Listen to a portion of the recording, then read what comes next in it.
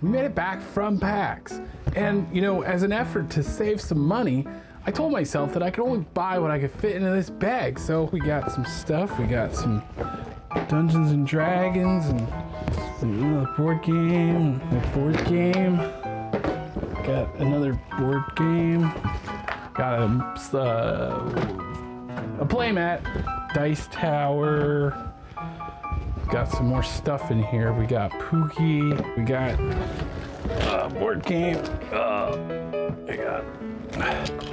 got a dice tray. We got some sleeves. Deck box. Got some sleeves. We got some sleeves. Got some dice. We got lanyards. Let's see. We got a pin. Oops. Oh, we got a board game. A lanyard. Oh, we got a dragon. We got a Xanathar. I think that's it. So yeah, like I said, didn't really grab anything while I was there.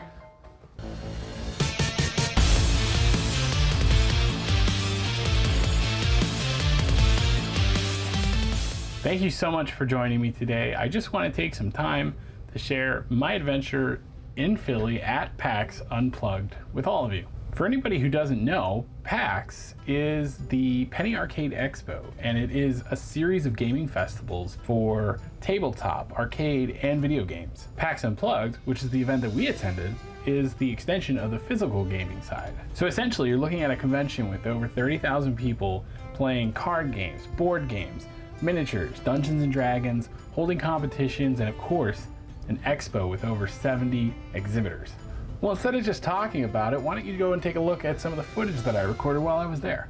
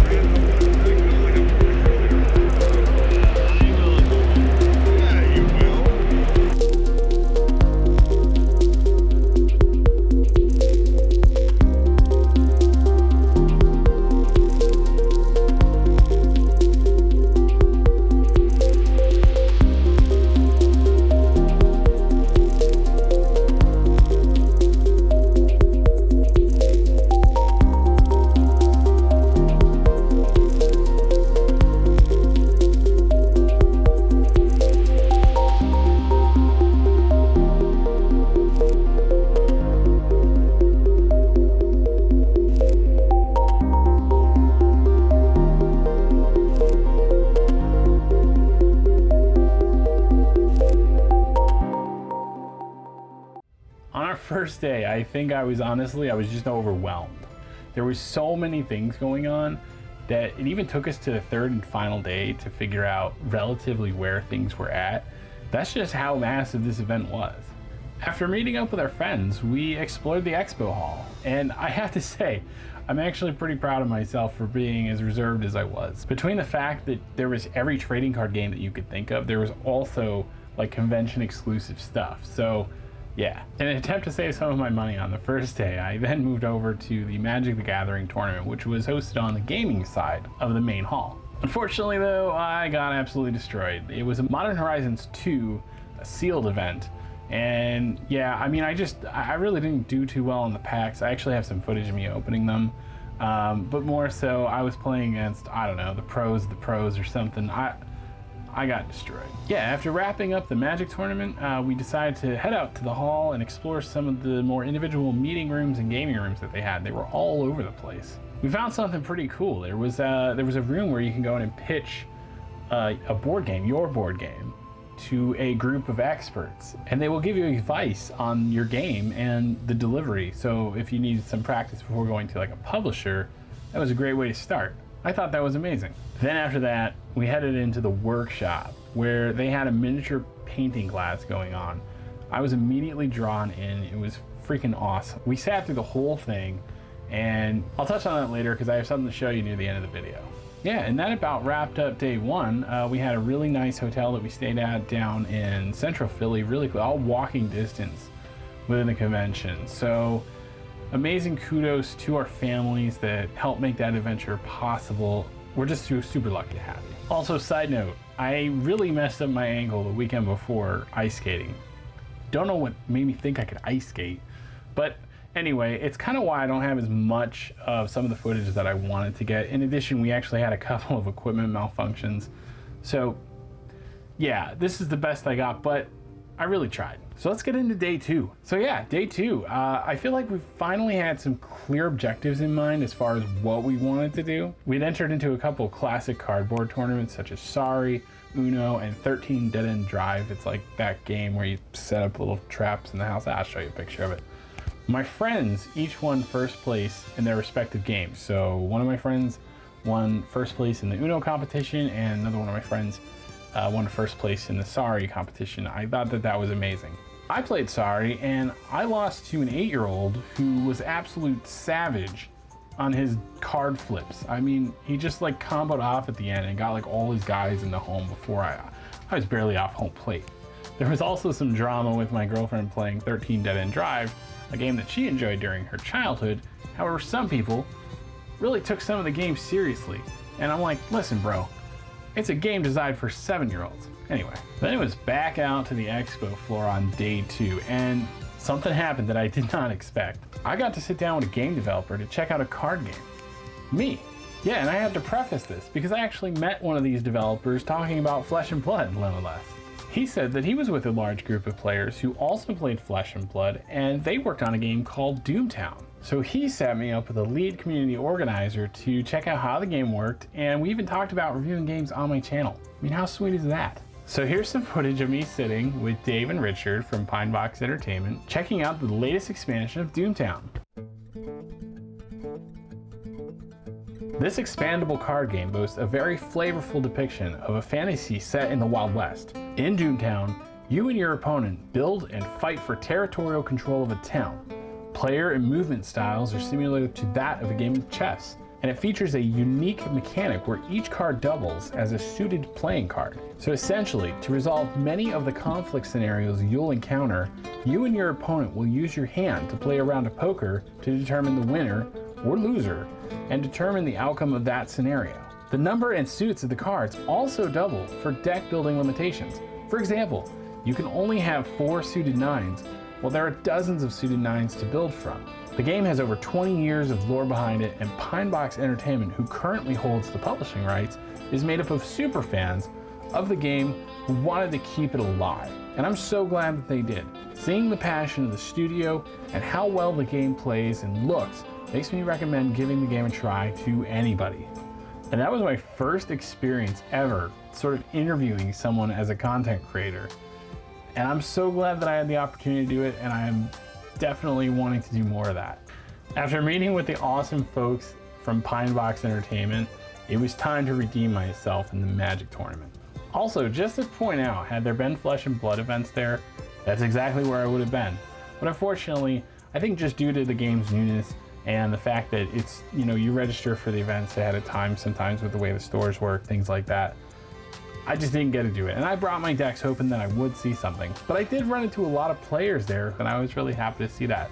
So Legend Storage Studios, get on PAX, you know? Get some events out there for PAX. I'd love to see that.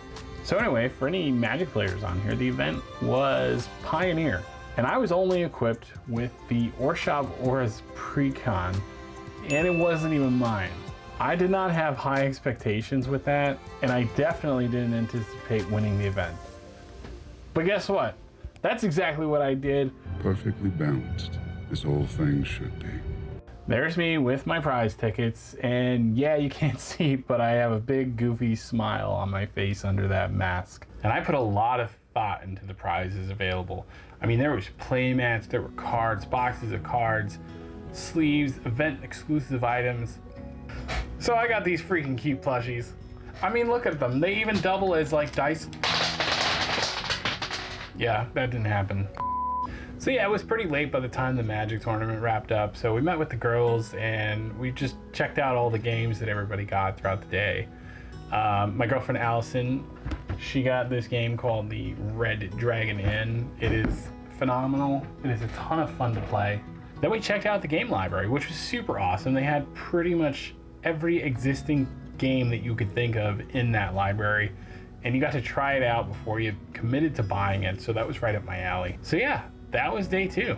So now I have to be honest, I love you guys, but I wanted to spend some personal time with Allison and check out some of the last things that we could do at PAX. So fortunately, there's not a ton of footage from the final day, but I did get to do the minis painting finally.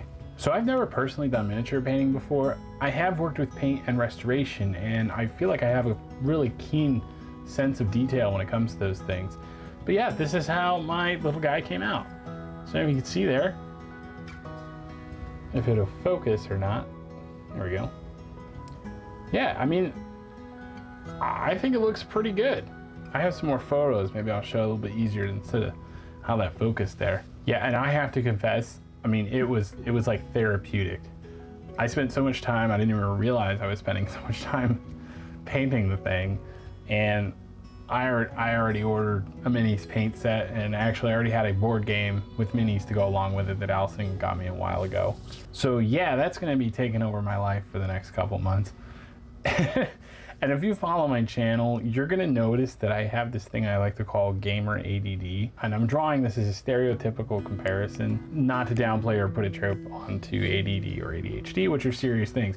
But yeah, I like to I jump around from game to game. I almost have like a seasonal rotation of the hobbies and things that I like to do. So hopefully you'll be able to keep following along with me. And don't worry, we're still doing the flesh and blood things. It's just I'm keeping my horizons open. Okay, continuing on. So the final thing is that we found this crazy awesome game. We must have walked past the vendor a few times just because of how crowded it was the first couple of days, and for good reason. This game is freaking awesome. So have you ever thought to yourself, hey, I like classic games like Yahtzee, but I also like tabletop RPGs and trading card games like Flesh and Blood, but also video games like Overwatch and League of Legends. Well, this game, Dice Throne, is exactly that. In fact, it's so much fun that we have played this game every night since we've got back from PAX.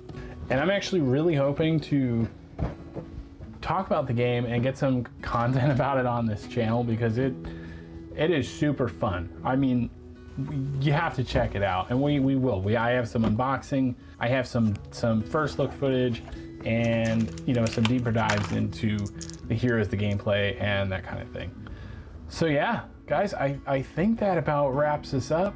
I had such an amazing time at PAX. If you ever get the chance to go and you love, tabletop games and board games, trading card games, because there's just like 1,000 vendors there, I definitely recommend it. And if you like what we're doing here, hit that like button, subscribe to the channel. We have content mostly for Flesh and Blood right now, but all kind of stuff coming your way every little bit. It just helps me out. Wait, you thought there was going to be a pack opening? Geez, what are you? Are you entitled here? Just playing with you. Of course we did. So I have PAX at PAX, opening up PAX right on the expo floor. I think we had some Monarch First Edition. So I will let this video wrap up and end on a classic pack opening while we're at PAX. Have a great morning, afternoon, or evening, and remember, always slay the day. What's going on? Hey everybody, High Roll Warrior here, and we are at PAX Day 2, and we're going to be opening PAX at PAX. So my friends are all frowning in cringiness, but guess what? I want to get something good. These are Monarch First Edition. We don't buy Baby Unlimited here. Just kidding. I buy a lot of Unlimited because it's cheap and I don't have money, so boom. All right, so I don't know that's the back of the pack. So let's go on through here. We go through the commons. The class commons, as per usual, are at the front, the generic commons are at the front. And then we get to, this pack is actually set up different. The first edition's a little different. Commons, and then we have, all the commons are at the front. And then a foil. What is going on? These are so out of order. There's the foil. Then the rare. Oh, we did get a Majestic. mutated mass, just a regular majestic, and of course the token in the rear. So that was really weird. Let's see how that's set up. It's 1, 2, 3, 4. No, I did that wrong. It's whatever. Well, if we get a cold foil, we know we get it, right? I'm so good at this. This is why you subscribe to the channel, to see how accurately I can open packs. So we have cards and then cards.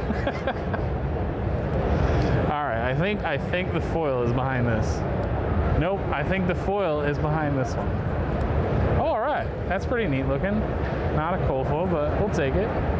Then the equipment, a rare, and a rare Howl from Beyond.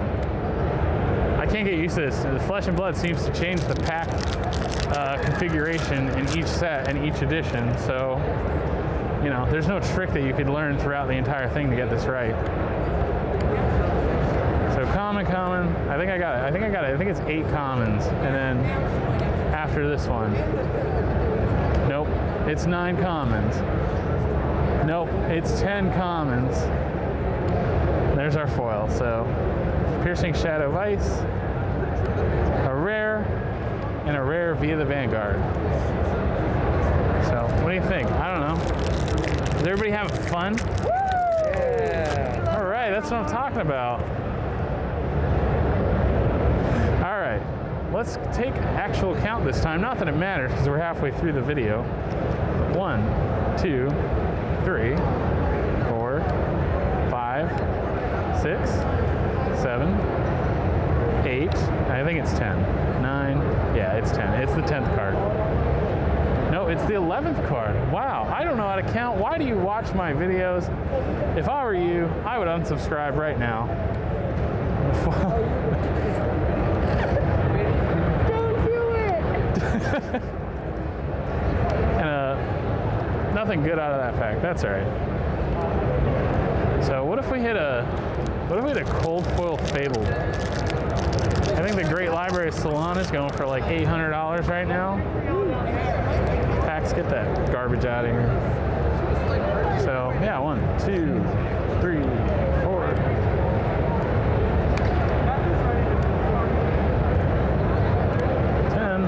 All right, this is gonna be it. That's gonna be it. Ooh, foil illuminate. Not bad, not bad. I love the way this card looks. It's such a cool card. Oh, a Sonata Arcanix first edition. That's actually probably like 15 to 20 bucks. That's pretty cool. I'll take that. Not a bad card to hit.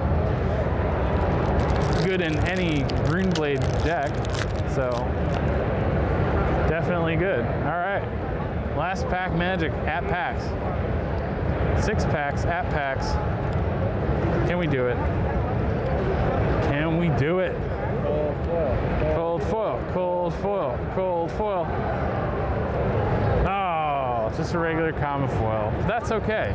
It's so much fun to open these, and it's so much fun to be here. I'm blessed to be around great friends, good games, and I have a headache because I played Magic today, and every time I play Magic, I get a headache.